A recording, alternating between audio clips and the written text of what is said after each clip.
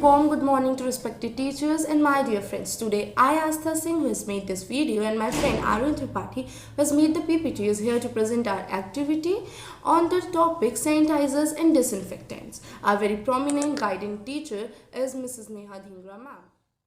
To discuss is first we are going to discuss about sanitizers and disinfectants. Second, we are going to discuss about various types of sanitizers, their dosage, then components of sanitizers and their concentration, and more about and more deep knowledge, that is about the mechanics of the sanitizers and their components. Now, why we are discussing about the sanitizers? We are discussing about sanitizers. Of course, that we all know that the whole world is going through a pandemic that is caused by new SARS virus COVID-19. Now, the WHO research and studies shows that by providing better health sanitizing facilities, we can control its transmission as it is a communicating disease. Now, as there are many disinfectants and sanitizers available commercially like antimicrobial soaps, alcohol based and non-alcohol based sanitizer. This large quantity make us more curious and we investigate how about its components and its working. Talking of hand sanitizers, so hand sanitizers work on both pathogen, viruses and bacteria by inactivation of their of microorganism by their membrane lysis. Now, various doses of hand sanitizers. The first, they are available in the gel form, which are mainly used in homes. The second, they are available in forms, which is used in public places like metro stations and malls.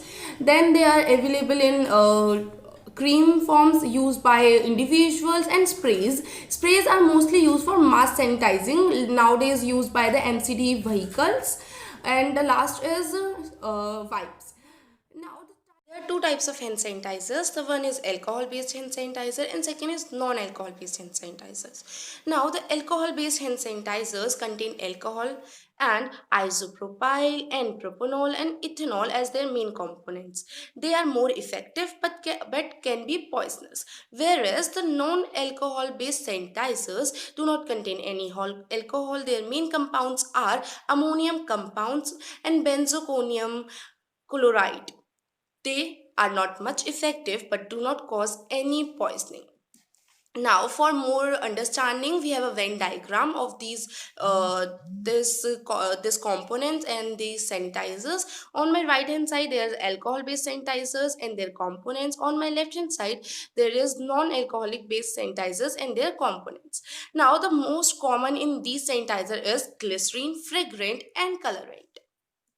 Now, the main compounds and chemical groups involved in these sanitizers. The one is alcohol, the next one is iodine compounds, the chlorine compounds, quaternary ammonium compounds, peroxygens, phenols, and last one is bicarbonate.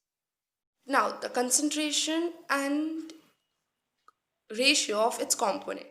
The first is ethanol, which is around 96%, then isopropyl, which is 91 to 99%, then hydrogen peroxide, which is only 3%, and glycerin 96%, and water to make the quantity sufficient. Now, we will learn about mechanics of action of the components of alcoholic and non-alcoholic based compounds. Why alcohol compounds? Alcohol, which dentures the lipids and protein membranes of the organisms. Second is hydrogen peroxide, which inactivates the contaminating spores of these microorganisms. Then compounds contain iodine, which also inhibits the growth of microorganism, but it is remarked in spore forming bacteria and envelope viruses. And the next is quaternary ammonium compounds and benzocomine chloride, which is also does the same function but is remarked in microbacteria and fungi. Non-alcoholic group contains chlorohexidine gluconate, which inhibits the growth of microorganisms on living tissues. The next is chloroxylenol, which also does the same function but it is remarked in positive gram viruses. Now, at the end, I would like to say that before using any sanitizer, please read its component and read that it does not cause any skin infections. Thank you.